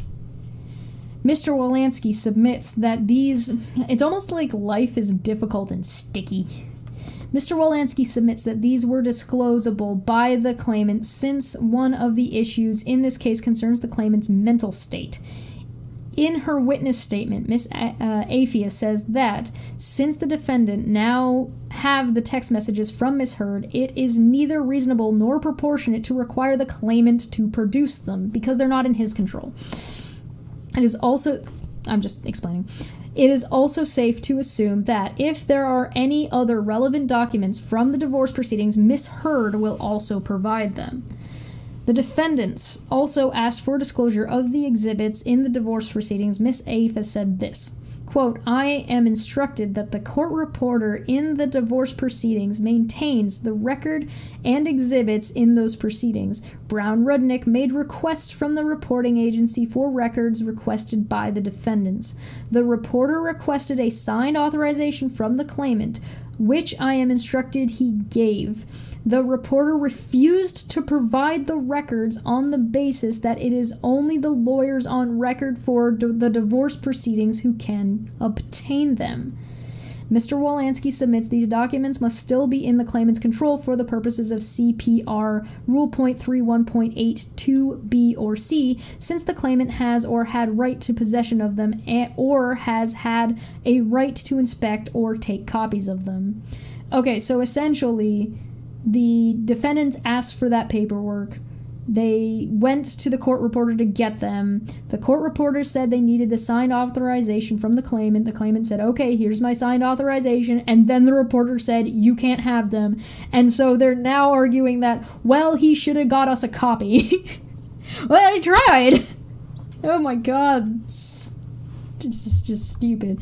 Mr. Sherborne responds as follows. Just because documents were listed in Miss Heard's exhibit list does not mean that the claimant received them. Mr. Sherborne asks me to note that the list has 2 columns, offered and admitted. Neither column was marked for any of the documents listed. He relies as well on Miss Afa's witness statement. He told me on instruction, though, that this was not in evidence, that the lawyers whom Mr. Depp instructed for the purpose of the divorce proceedings no longer acted for him, and that's why they had not been asked. He again submits that Miss Heard is not in the position of a normal witness. Given her centrality to the defendant's case, it was reasonable to make the assumption to which Miss Afa referred, and in those circumstances it was not reasonable or proportionate to require the claimant to make further disclosure. So essentially, one side is saying you should have disclosed this or found a way to get this to us, and they're saying you should have just asked this person since they're the ones that you need to have them. You made these claims, you need to go get that evidence for those claims. This is the person you need to go to. It's not my job to give you the evidence to prove your case, assholes. That seems to be the argument that I'm reading. 44. As to this category, I conclude the follows. Okay, so after all this, let's see what the judge concludes. Shall we? Bets. Please take your bets. I agree with Mr. Wolanski that the documents from the U.S. divorce proceedings which were exhibited in those proceedings are within the claimant's control, since it appears that he has or had the right to possess them or take copies of them. The explanation as to why the claimant has not made a request of the American divorce lawyer is not in evidence, but in any case, it does not persuade me that the documents in question are no longer within his control for the purposes of CPR. I also agree that these are likely to be relevant to the issue in the present proceedings given that Miss Heard's accusations of assault appear to feature in both. 3. For the reasons which I have given previously, it is proportionate and reasonable to make an order for further disclosure, notwithstanding that the documents or some of them may reach the defendants by alternative routes of Miss Heard's voluntary cooperation. To be fair, I think it would be really funny. I don't know if it's appropriate with the way UK law works, but it would be really funny if this wasn't up to Johnny Depp to submit and they needed to get Amber Heard's voluntary cooperation, and she said no. You can't prove anything without my stuff, and I don't like you, so that'd be funny. I don't know if she likes them or not. It's not really the point. It's not the point of the analogy. 4. I agree that the structure of the draft Order 6 is appropriate, although the timings will have to be adjusted. Documents from the U.S. defamation proceedings. Depp versus Heard. CL 2019-0002-911. 45. I have not seen the pleadings in the U.S. libel claim which the claimant has brought against Miss Heard, but I am told that it relates to the article in the Washington Post in which Miss Heard made similar allegations of assault by the claimant. It seems that a protective order has been made in the USA by Chief Judge Bruce White of the Circuit Court of Fairfax County in Virginia. Mr. Charlemos exhibits a copy of Judge White's order. The claimant submits that the documents which the defendants are seeking cannot be produced without infringing this order, since they were produced by Miss Heard in the course of the U.S. libel litigation and have been designated by her as confidential. Mr. Charlemos and Mr. Wolanski drew attention to a qualification in paragraph 3M of Judge White's order by which the restrictions will not apply regarding disclosure, quote, to any other person with the prior written consent of producing party, here Miss Heard. Quote, end quote. Thus, they argue on behalf of the defendants, the restrictions would be lifted if the claimant sought the permission of Miss Heard. What? Why don't you seek permission from Miss Heard? Why is it the claimant's job to do that?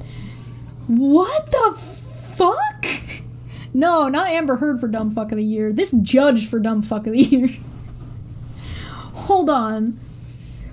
So the defendants are trying to argue that we can't get this paperwork because it's... Oh, sorry. Johnny Depp said, I can't get this paperwork. No. Claimant submits the documents which the defendants are seeking. Yeah, so Johnny Depp's lawyers, or Johnny Depp, whatever, said that they can't get the order because they have to get signed permission from Miss Heard. And then the newspaper lawyers are saying, well, you should seek permission from the person you're also in litigation with in the United States. Why is that his responsibility and not yours? You need the paperwork. All their arguments so far has been like, I mean, you should get this for us, though. The fuck? Oh my god. Mr. Sherborne asks why the claimant should be required to seek the consent of someone who will be a witness for the defendants. Thank you. Thank you. That is my question. As to this category, my conclusions are as follows. Okay, here we go. Currently, I agree with Mr. Sherborne that the documents subject to the protective order are not within the claimant's control. They are not in his physical possession. Okay, so why is it being in his physical possession relevant here, but not relevant for this one? Because he says that, oh, well, he doesn't have them. And whatever. No evidence has been given that he has a right to possess them or to inspect or take copies of them, at least not for the purposes of passing them to the defendants. I also agree with Mr. Shelbourne that, since Miss Heard is due to be a witness for the defendants, it would not be reasonable or proportionate to require him to seek her consent for the disclosure to the defendants.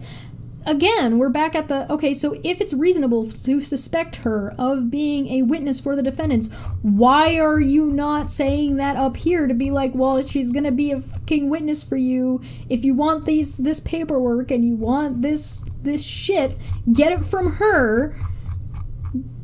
But this time it's like, oh, well, you know. However, if the defendants were to attain appropriate consent from Miss Heard, the position would change.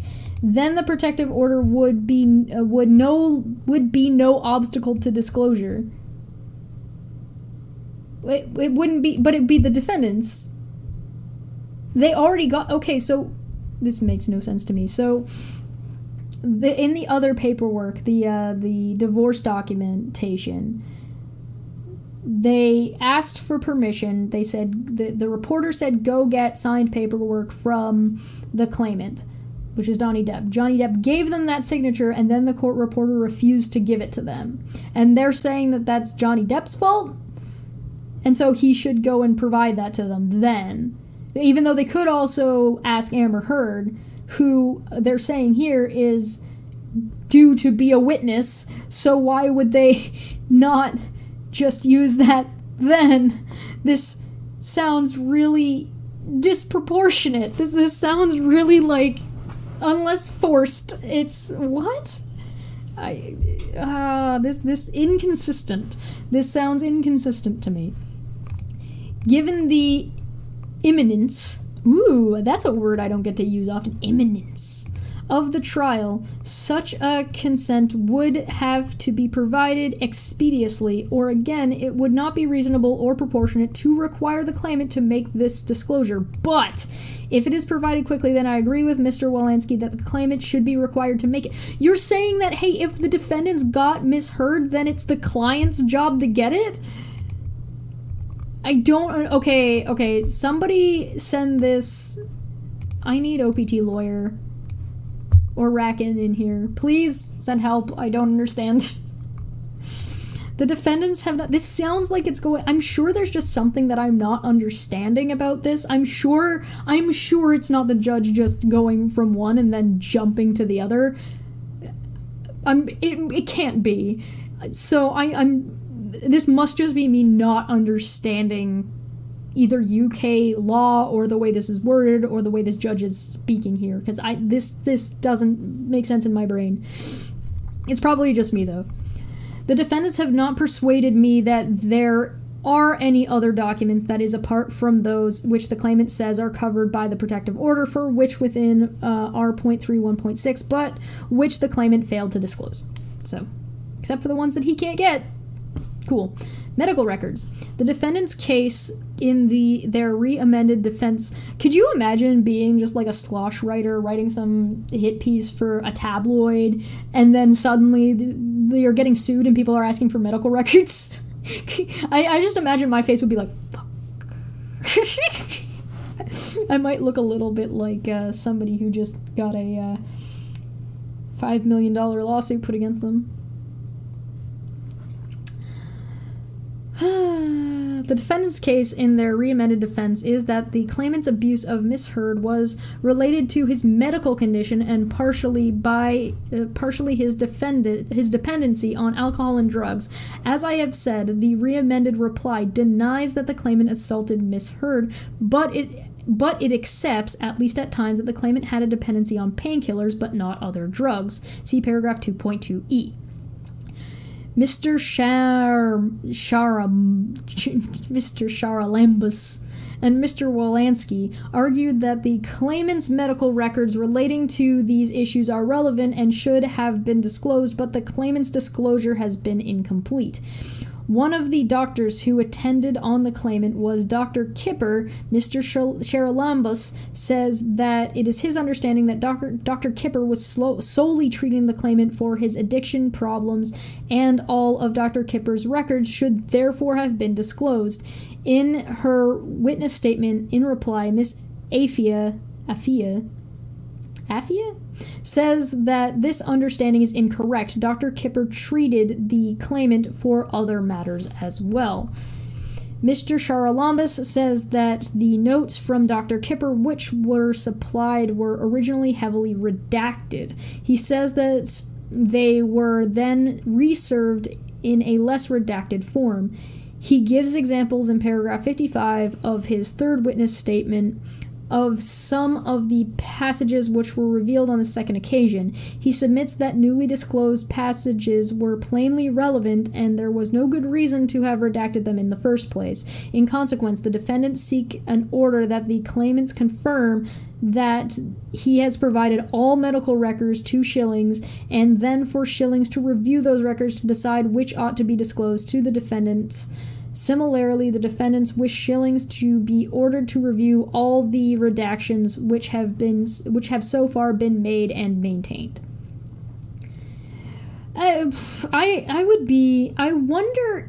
Okay, so because this is a tabloid that they're suing, I wonder if they're heavily redacting things because they don't want the tabloid to publish bullshit that aren't relevant. Like, I'm curious if there's if they're concerned about confidentiality.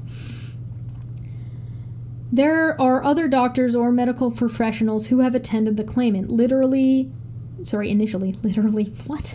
Initially, at least, it was Brown Rudrick's position that it was not proportionate for the claimant to undertake a search of all of his medical records. Somebody who travels, like Australia, the US, wherever they're filming, to wherever they are in the UK. Yeah, I mean, if he goes to a walk-in clinic because he's got the sniffles, you're not going to get that. When Mr. Charalambous objected, Brown Rudrick advised SMB that the claimant had also requested medical records from Dr. Blaustein and Dr. Kubler and various other medical professionals, but Brown Rudrick have not said whether the claimant consulted them on relevant issues during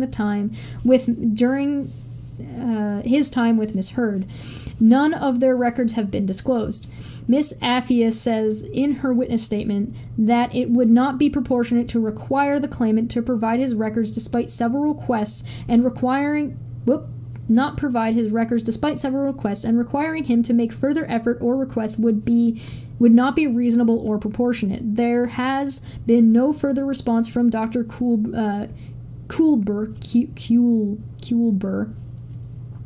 She understands that Miss Heard has served a subpoena for those records. Miss Affia says that none of the other medical professionals who were provided with the necessary authorization have provided any medical records. She says that Brown Rudnick, U.S., who are still instructed by the claimant, are doing what they can do to pursue the matter, but it is not reasonable or proportionate for any further disclosure ordered to be made by this court. Mr. Wolanski drew my attention to CPR Rule 31.19, whereby the court can review redactions made by a disclosing party. Wolanski was not asking me to do that, but said that it was a default power which the court possessed. He does, though, draw attention to Rule 31.19(3), which says, quote, a person who wishes to claim that he has the right or duty to withhold inspection of a document or part of a document must state in writing, A, that he has such a right or duty, and B, that the grounds on which he claims the right or duty. Rule 31.19(4) says that the statement referred to in paragraph 3 must be made in the list in which the document is disclosed if there is no list to the person wishing to inspect the document. Mr. Charalambous drew attention to Rule 31.19(3) in his witness statement and SMB's letter of the 17th of January 2020, which has complained about the absence of an explanation for the redactions. Mr. Sherborne submitted that the onus lay on the defendants to persuade the court that relevant documents had not been disclosed. He argued that Mr. Wolanski had not been able to do that. Mr. Sherborne also argues that the court should be alert to confine disclosure of what would be personal and confidential documents to those which are relevant and necessary for the fair disposal of the action. I conclude, take your bets. I conclude as follows. So far, the medical records are concerned. I agree with Mr. Sherborne that it is for the defense to show why it may be said that disclosure so far has been deficient. That will take account of the documents provided in the less redacted form of Dr. Kipper. Thus, if initial efforts at disclosure were incomplete, but they have subsequently made good, the defendants will not have succeeded. However, I agree with Mr. Wolanski that, on the face of it, the claimant would have at least the right to call for copies of his medical records. In the circumstances of this case, I consider that the defendants are entitled to require the claimant to provide more detail than he has to what steps he has undertaken to obtain his medical records and exhibit the correspondence concerned. His letter must include such consent as is required by any relevant U.S. or state law for the medical professional concerned to provide the records concerned. including, if necessary, the purpose of passing to the defendants any which come within Rule 31.6 and bracket. There is some reference in the witness statement to the HIPAA authorization. In my view, this requirement would be reasonable and proportionate. Mr. Wolanski is, of course, right to say that the privacy or confidentiality privilege aside are not good reasons to refuse to disclose relevant documents in accordance with our Rule 31.6. But where medical records are concerned, the competing claim of privacy and confidentiality means that particular care is needed to limit disclosure obligations to those which do meet the tests in Rule 31.6. In my view, the circumstances are not such as to make it reasonable and proportionate to require Schillings to repeat the disclosure exercise so far as medical records are concerned. But if further documentations are produced by any of the medical professions whom the claimant has consulted about relevant matters, Schillings will no doubt advise their client as to which of them are disclosable. In addition, so far as the claimant maintains that redactions of the medical records are appropriate, he or Schillings must explain the grounds for which redactions are required by Rule 31.19(3)(b). Computers. As paragraph 42 to 45 of the witness's statement, Mr. Charlembus rehearses the history of the disclosure process so far as the claimant's computers were concerned. The difficulty for the defendants is that they must show that there is at least reason to believe that further relevant documents have not been disclosed given the totality of what has been disclosed so far. In my view, the defendants have not done that in relation to the claimant's computer. Conclusion. The defendant's application for specific disclosure succeeds in relation to some of the categories they seek, but not always in the terms that they seek. I shall ask the parties to agree an appropriate order or make submissions as to the same. Because the trial is imminent, it may be appropriate for some of the steps in the timetable to precede the formal hand down of the decision. Although the trial is imminent, I do not consider that it is appropriate to add any particular sanction if the order is not compiled with bracket, although in the event of default it will be open to the parties to make appropriate further application. CPR Rule 31.21 will apply in any event. The defendant's application asks for an order that the claimant provide a list of documents disclosed after original disclosure on the 13th of September 2019. Whatever criticisms may be made of the format of supplementary disclosures, we are now close to the trial date, and I do not accept that it would be reasonable or proportionate to require claimant to engage in this exercise. The defendants also seek an order that the claimant bear the costs of his repeated failures to make proper disclosure. I am not minded to make such an order at this stage.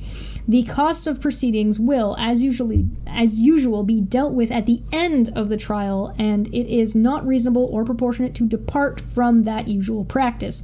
If the parties cannot agree an appropriate order for the costs of the disclosure application, they will need to make submissions as to this along with the other terms of their order, or of the order. Whew! And there you go. That is the 16 pages of this document talking about disclosure of what information they did and did not have access to, what they wanted and what they did get and what they didn't get. There were some things in there where I found the judge, I thought the judge was siding with the defendants in ways that didn't make sense to me, because then later sounded like they contradicted that for other things. It's weird. Again, it might just be my lack of understanding, which could be the case. This was just offensive to me.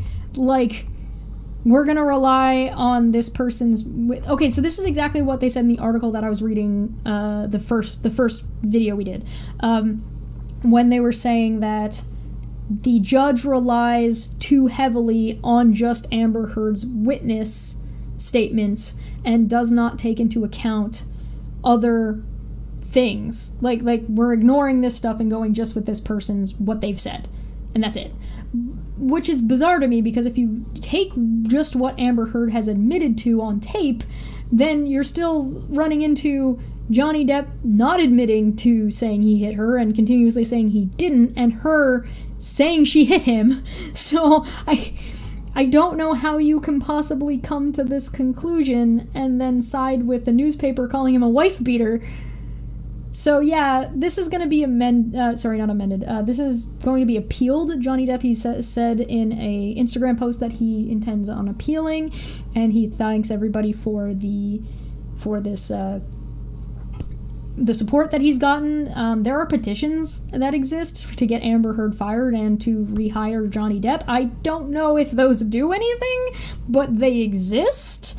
I'm going to be on, I believe, later today. If not later today, definitely soon. I'll be on over on this channel if you guys are interested in some more of the Katie Joy stuff, because that's what that's going to be about. We're going to be looking at some of her apologies. But I can see why people are upset and bothered. I still want to have a little bit more of a discussion to understand what a Johnny Depp apologist is. I don't know. It confuses me. I don't know what that means. But that's what these two pieces of litigation have said. We have one more 128-page document to read through. But I hope people find this helpful, even if they come to a different conclusion than I am. They may be right, I may be wrong. The fuck do I know? So hopefully if you guys are having these discussions or talking to people about this, or maybe talking about the Me Too movement or any of that stuff, these might make a reference for you. Feel free to clip them and share them if you need to. And I'm off to go do some commission work and to finish off that video that I was working on at 3 in the morning yesterday. 3 a.m. Chesh singing. Alright. Yeah, that document is going to be... I'll probably have to split it into more than one, but I don't know, because I'm going to go as far as I can, find a good ending point, and then go to part 2. I don't know how many parts. I'm not clean dividing it. I'm not like planning it. I'm just gonna go until like my voice feels like this, and then I'm gonna then I'll stop and go to the next one. So I will see you guys over here at some point. Go subscribe, because I think that's gonna be really interesting. It's a lot of documentation is what that is. And I'll see you guys next time. Bye.